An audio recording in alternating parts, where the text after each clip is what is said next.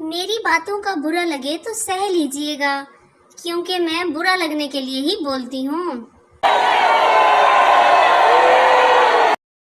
میں نے اللہ سے صحیح بندہ مانگا تھا اور وہ مجھے خواب میں مل بھی گیا۔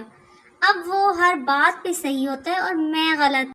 یا اللہ، اینا بھی صحیح بندہ نہیں منگیا سی۔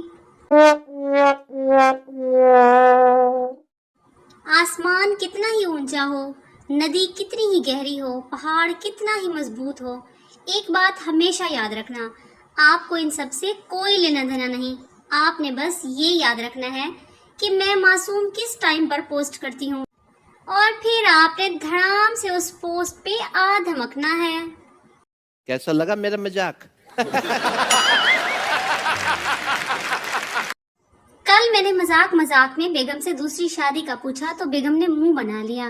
دوپہر کو بیگم سے سوری بولا اور بات رفع دفع ہو گئی اور صلح بھی۔ بے دھیانی میں آج میں نے بیگم کا موبائل دیکھا، سرچ بار پر ٹائپ تھا سیکنڈ ہینڈ گن پرائز ان پاکستان۔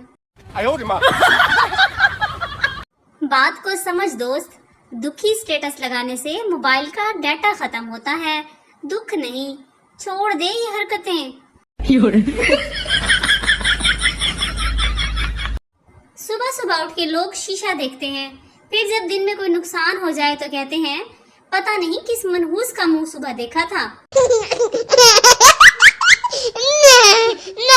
سردیوں میں رضائی کے اندر لگنے والی ہوا گرمیوں میں پنکھے کے آگے کیوں نہیں لگتی؟